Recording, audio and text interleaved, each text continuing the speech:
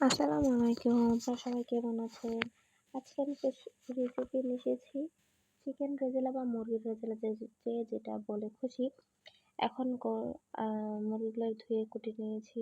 আদা, রসুন এমনকি লবণ, সজের গুঁড়ো দিয়ে আমি ভালো করে মাখিয়ে কুটে রেখে দেব। তারপর আমি গরম তেলে ভেজে নেব।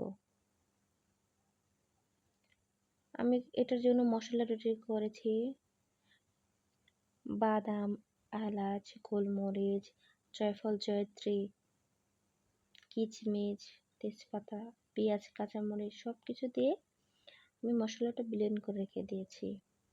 দেখতেই পাচ্ছেন আমি এই পিসেসগুলো দিয়ে দিলাম চিকেনের বা মুরগির।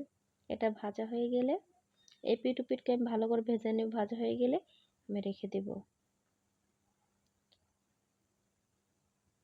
দেখতেই পাচ্ছেন আমার ভাজা হয়ে গেছে। এখন আমি সবগুলো তুলে নেব। তুলে নেওয়ার পর আমি যে মশলাগুলো ব্লেন্ড করে রেখেছিলাম আমি সেগুলো দিয়ে দিব গরম তেলে। দেখতেই পাচ্ছেন আমি সকল মশলা দিয়ে দিলাম। এটা ভালো করে কষিয়ে নেব। আদা রসুন বাটাও দেব। একটু নেড়ে নেই, ভালো করে একটু নেড়ে তারপর আমরা কি করব, আদা বাটা দেব। একটু 2 চামচ পরিমাণে আদা বাটা দেব।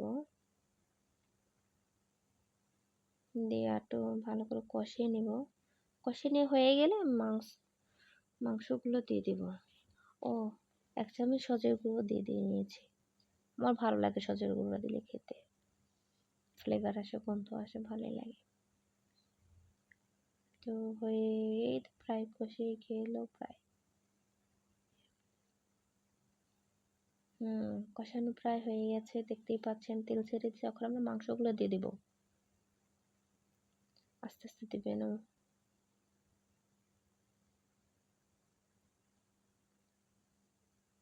ওখানটা ভালো করে একটু নেড়ে চেড়ে আমি ঢাকনা দিয়ে দেব। 10 মিনিটের মতো পাকাবো, মানে কষাবো।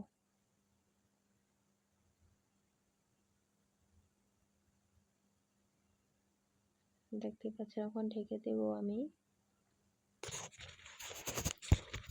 পাশে দেখতে পাচ্ছেন মগে আধা কাপ দুধ রেখেছি, সেটা কষানো শেষ আমি এখন দিয়ে দিব। যখন এইটা বলক এসে যাবে 5-6টা আনাম কাঁচামরিচ দিয়ে দিব।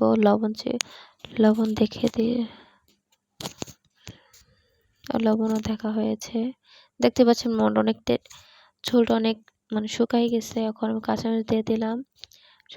দেখতে অনেক সুন্দর লাগছে, বাচ্চারা খুব পছন্দ হচ্ছে। সবাই আশা করি সবার ভিডিওটা ভালো লাগবে এবং আমার জন্য দোয়া করবেন। আল্লাহ হাফেজ।